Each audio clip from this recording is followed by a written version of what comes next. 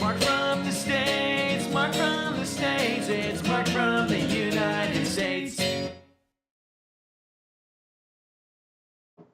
Good morning, good afternoon, good evening. Mark from the States. How are we doing today? I am doing fantastic. I hope you are as well. Thank you so much for coming. I appreciate each and every one of you. I've got a big fake couch here next to me. So come on, let's learn something today. Dun, dun, dun, dun, dun. New channel. Yes, another new channel. I love it. I love it. I love it. This is come requested. The video was requested, and which then led me to email Paul, who is the original content creator. This is a topic. We were wrong about the Iron Age. I have zero knowledge. So this is all going to be kind of new to me. I mean, yes, I've back in school, but that was ages ago. I'm sure we've touched on it back then, but I don't know really anything. And of course, it's going to be about your wonderful piece of the world and find out what was so wrong. Why were you wrong? Why was I wrong? I don't know. Who's wrong? We're going to find out. And that's what I love about our channel. Thank you so much for being a part of our family here. So yeah, pull up a seat, sit on this big fake couch, do whatever. Let's learn something today. But before we do, and here you go. Below me, there's going to be two links. One link's going to take you to Paul's channel. One link's going to take you to this video in particular. I encourage you to go watch the video first.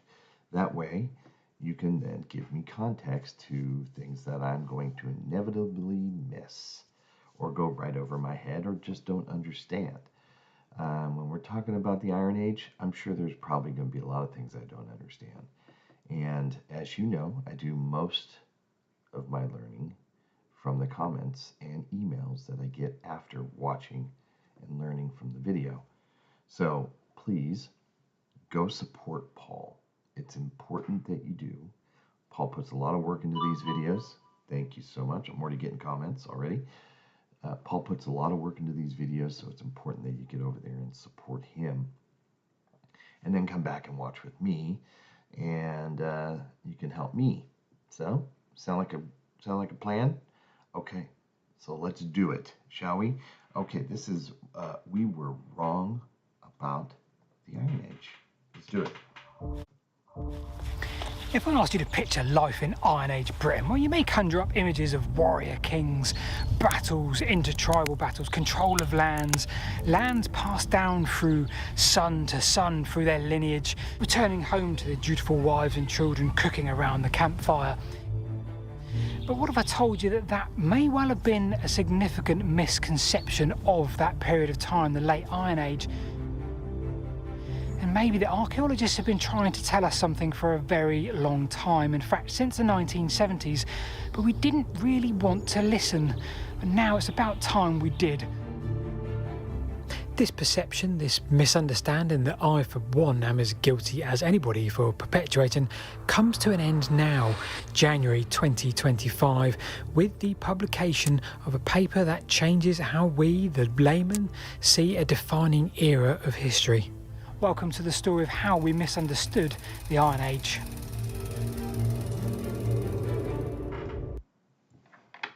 I'm not. Forgive my ignorance here, because I'm just trying to grasp what he's trying to say, and I guess it's the perception that it was like, am I to understand this like it was a male-dominated society, like we would hear in history books or in stories and stuff like that, maybe documentation, art. That it was a male-led society. Is that, or am I way off base here?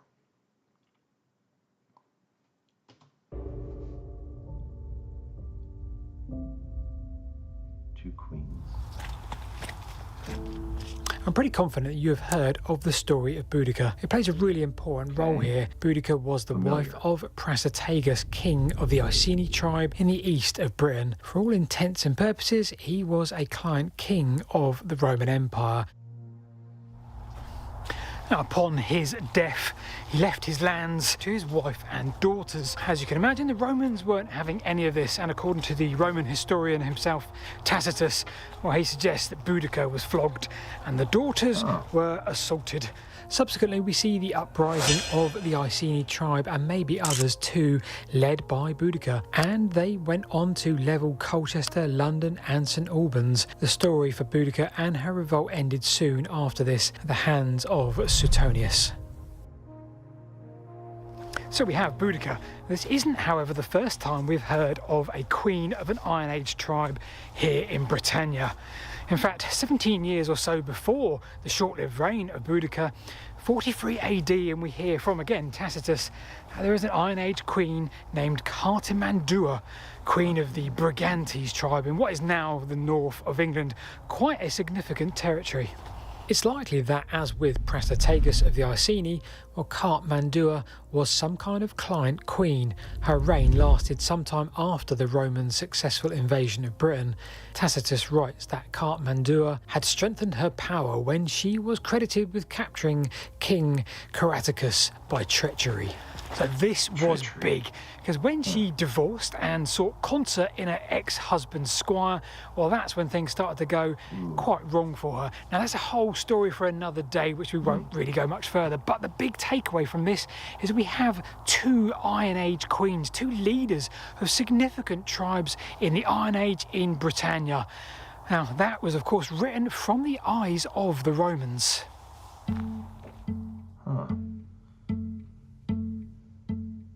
Iron Age remains and grave goods in Western Europe have already hinted to us that females may well have had a very high status in society, perhaps equal or greater than males. But here in Britain, well, Iron Age human remains are relatively rare. It's often seen that perhaps the way of dealing with the dead was via cremation. Oh, that is with the exception of a tribe here in southern Britain known as the Durotriges.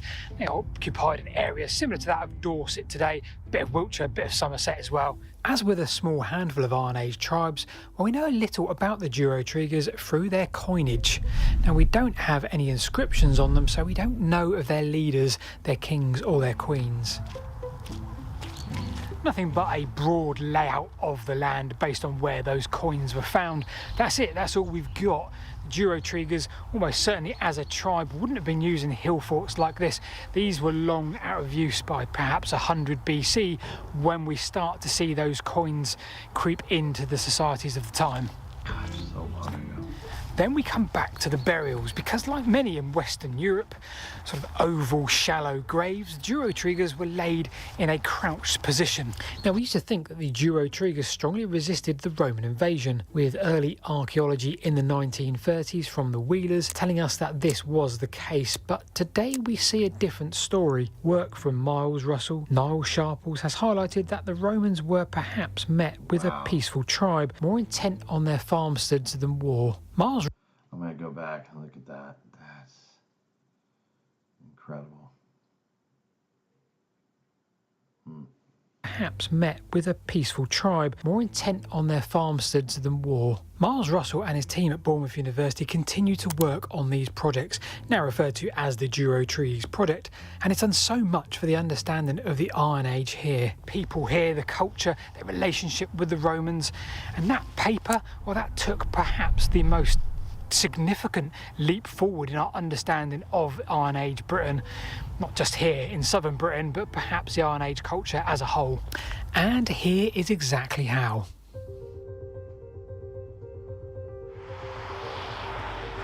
Durotriges. Heard of this. Okay, so I've just walked up that lane there, happens to be a Roman road actually, to try and give you a better view of these houses here. That just so happens to be one of the earliest established towns in the UK. Now, back in 2008, 2009, Miles Russell and Paul Cheetham discovered just across the way there a 32,000 metre Iron Age settlement, now dubbed Duropolis. And that settlement would tell us so much about the Iron Age. 2015, the site was found to have 150 features, scores of roundhouses, 16 of which have been excavated, dating us to approximately 100 BC. Now, importantly for us today, we do have burials. To be clear, this wasn't the first time an Iron Age grave was dug. It wasn't the first time an Iron Age grave was analysed in a genomic way. But what was different about this study is this would one day give us DNA analysis from multiple people, from multiple generations, all on the same site. When I was a kid, I was sometimes dragged around our local Iron Age museum. Had no interest at the time, but I do look back with fond memories. And in that museum, well, there would be the male warriors, there'd be chariots, there'd be all kinds of perceptions of a very male-led society. And the females would be back at camp, cooking around the campfire with the children. And of course, add to that I grew up in a very sort of male-led society in the 1980s. All of that gives you this huge perception. That's how life is and probably was for many years. But here is the thing. Even in that era, we didn't challenge this, despite French archaeologists discussing the matriarchal society in the 1970s. The 1990s, Roy Hodgson highlighted that in Austria during the Iron Age, well, women had equal apex status. 2004, Thomas Evans published an analysis of grave goods from Iron Age burials in the Paris Basin, highlighting that men and women appeared to have equal status. Move forward 2011, Dr. Rachel Pope published an analysis of Iron Age graves here in Britain, revealing equal treatment and access to high status goods.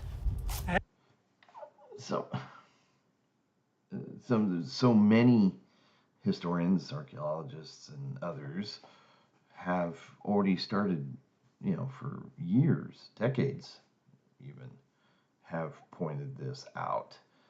Why has it perpetuated that way? Were these like one-offs at the time or something? I'm not sure. Yeah, I'm guilty of that, just based on... I mean, what am I guilty of? I guess I'm just guilty of just taking history or just the image of a male-led, tribe or society way back when. Like Paul said, and you grow up that way. Also from the 80s, Paul. So, yeah. Yeah, it's interesting because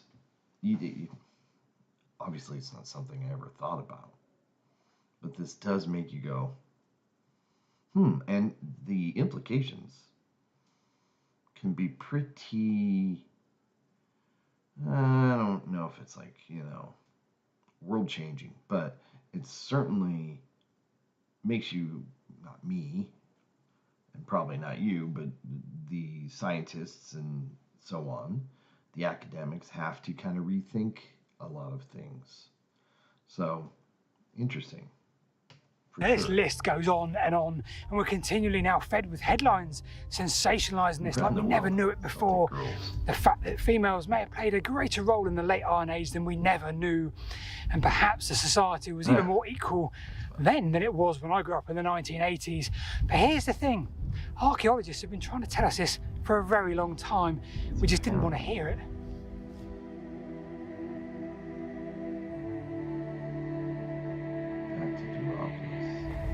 So back here at Durotriges, well, we now have the skeletal remains of 55 individuals. 55 individuals. Now, the goal is to use DNA analysis to try, at worst, to understand more about the society here and how those people lived and worked. But at best, well, maybe we could try and confirm what archaeologists have been shouting about for many years now by way of the grave goods finds from here across into Europe. We have heard by way of the Romans that female leaders were present in the Iron Age.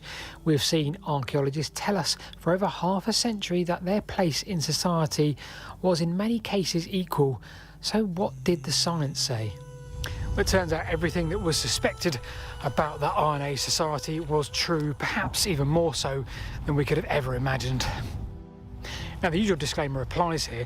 I'm no academic, I'm no historian or even archaeologist. Now, I will link the paper here in the description below. Have a look at it yourself. It's quite heavy going. There is no attempt on my part to sort of misrepresent it in any way. Just understand it as best I can. But have a look and good luck. So of the 55 remains, well, 40 had enough to give us a complete picture of their genome. It's important to understand at this stage what mitochondrial DNA is. So essentially it's the DNA passed down from mother to child. Y chromosomes were also used here in this analysis. They are passed from father to son. Dr. Lara Cassidy, author of the paper, suggested that they were able to reconstruct family trees with many different branches, and they found that most members traced their maternal lineage back to a single female who will have lived here centuries before. So when they analysed the father line, the paternal line, well, it showed that those relationships were absent. The Y chromosome diversity amongst the cemetery's men, that showed that they all came from elsewhere. The female line, however, in almost all cases were local. Dozens of family members all came from one single matriline. Now, on the flip side, 8 out of 10 of those that didn't come from that family line, well, they were males. So we can conclude from that that the males, the husbands, came to join their wives from outside of the community, and maybe the land was passed down from female to female from multiple generations. A further 156 archaeological sites were analysed from around the country, from every era you can imagine: Neolithic, Bronze Age, Iron Age, and it established that the 17 lowest diversity communities all came from the Iron Age. And again, it highlighted the extremely high diversity of the Y chromosome. And hugely interesting, and we can now say two things. One, this gives us some substance to the writings we have from the Romans, suggesting that tribes here, in some instances, were led by females. Secondly, it underlines what academics have been telling us for quite some time. This isn't new. If anything, it simply underlines it. We just didn't listen for whatever reason in the first case. Preconceptions and prejudice crept in. But what we do know now, and what is new, is that those males came from somewhere, moved into these societies and these communities here, and married and were buried with their wives. Now, the questions, of course, come from that as why did they come here? What were their motivations? Why did they travel in this way? And how did the society become to be evolved like that? Fascinating new questions from the Durotriges project and all the others that were involved with that paper. Dr. Lara Cassidy, significant part, I think, on the DNA analysis. Forgive me if I got that wrong. I'll put all the links in the doobly-doo below. And of course, if you've enjoyed this and you're going to love how we misunderstood hill forts, I'll put the link to that somewhere up here. I've been Paul. I'll see you this time next week. Thank you, Paul. I'm going to let show his credits here. Yeah, this is fascinating. That's the next video that we won't be getting into, but this can change a lot of things when you think about it. I mean, a lot of just on the artwork that he was showing, it shows.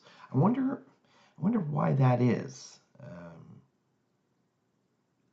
If it turns out, which it seems like it is turning out, that these societies were all kind of led by queens or women led, or at least women who had equal say. Why? Just begs the question how it was not widely celebrated in old writings and artwork and stuff like that. But there may have been a reason for that. Interesting, though, on the DNA, right? I mean, them tracing it back that generally the female DNA was pretty stable and stayed true to the area, where the men, the Y chromosomes, all seem to be coming from outside of the tribe, I guess we'll say.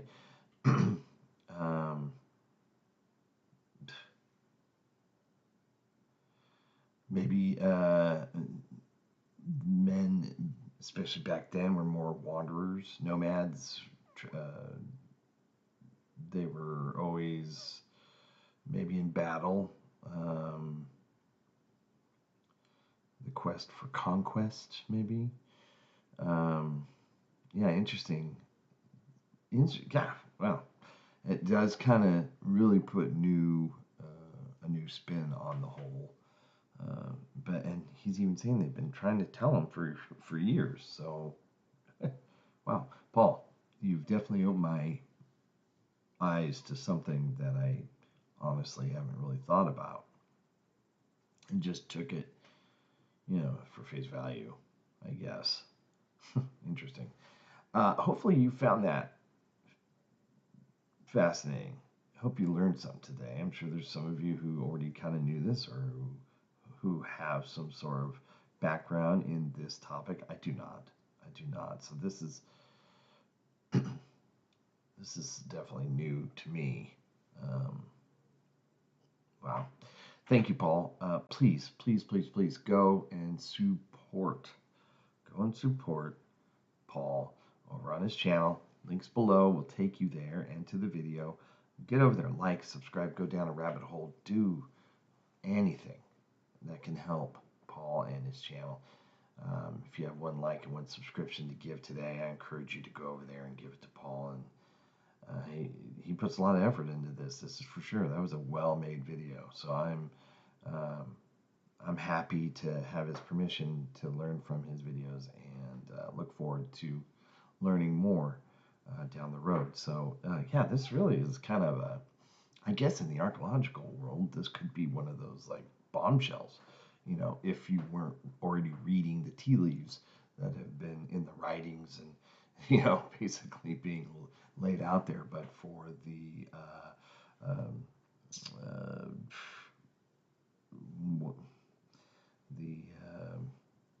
kind of the defiance of the people who were writing the papers way back when, or who are doing the artwork and the other sort of historical stuff. Maybe it's because they're men too, and they didn't want to write that. I don't know. Interesting though. I'm looking forward to hearing from all of you and hearing all your thoughts. So hope everybody's happy, healthy, and safe. Have a great Sunday. Hope to see you in the next one, and take care. Have a great day. All right, bye. Mark from the States, Mark from the States, it's Mark. And he's